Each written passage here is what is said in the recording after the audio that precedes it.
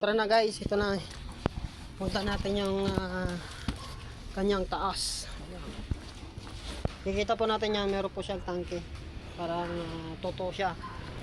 Yun na yung kanyang hot air balloon. Bali tatlo po yan. Ito yung pinakamalaki.